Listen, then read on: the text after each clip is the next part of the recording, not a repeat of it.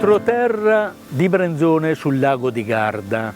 Sotto di noi la famosa Gardesana, la via che costeggia il lago, ma qua dove noi ci troviamo, appena sopra, appunto nell'entroterra di Brenzone, ci troviamo addirittura sul sentiero di mezzo del Pellegrino, e il Camin de Mes del Pellegrino, che risale a prima della Gardesana, che è degli anni 30, del 1900. Il sindaco del comune di Brenzone del Garda è Davide Benedetti e ci spiega perché ci ha portato qua per documentare anche in questa puntata il lavoro fatto con i fondi del GAL Baldo Lessinia. Perché, sindaco? Perché grazie al GAL Baldo Lessinia siamo riusciti ad intervenire e a riammodernare e rendere fruibili una serie di percorsi che sono quelli più antichi, quelli originari dei nostri avi, perché appunto la Gardesana non c'era prima di un secolo fa, e per collegare le nostre 16 frazioni che dal lago di Garda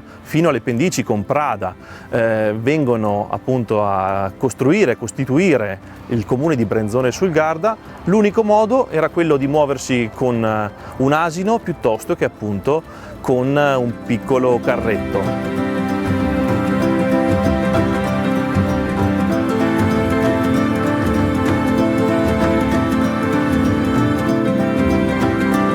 Ma pensiamo, sindaco, che questo sentiero portava addirittura al mitico santuario Compostela. Di Compostela, quindi immaginate quale storia, quale cultura c'è lungo questo percorso, e giustamente adesso viene recuperato alla vivibilità e alla sostenibilità e alla messa in sicurezza. È esattamente quello che abbiamo voluto e che ho voluto portare avanti, e grazie appunto al GAL Baldo Lessinia stiamo realizzando, ovvero riscoprire le nostre identità e rendere fruibile anche in chiave turistica a tutti quanti i nostri turisti, Compresi anche i nostri concittadini. assolutamente, visto che pagano le tasse, la possibilità di riscoprire il nostro territorio, che è veramente preziosissimo e ricchissimo, e non è soltanto legato appunto al lago di Garda, ma un entroterra estremamente importante, rigoglioso, e che soprattutto anche oggi è diventato estremamente ricercato per i turisti e appunto anche i nostri concittadini. Qui siamo a Biazza.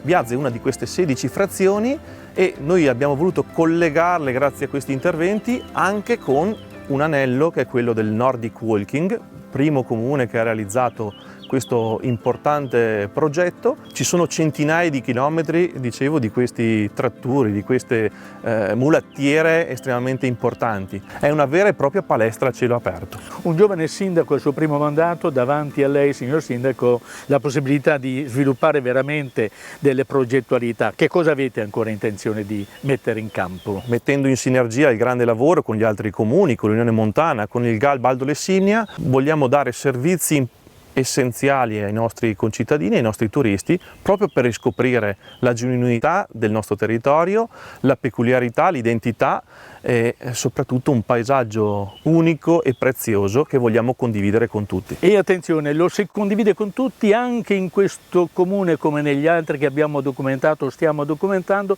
anche attraverso l'informazione, la comunicazione, la possibilità quindi di vedere veramente delle informazioni ben precise, anch'esse per merito del GAL Baldo Lessinia, realizzate lungo tutto questo enorme e splendido percorso che è il Baldo Garda Lessinia.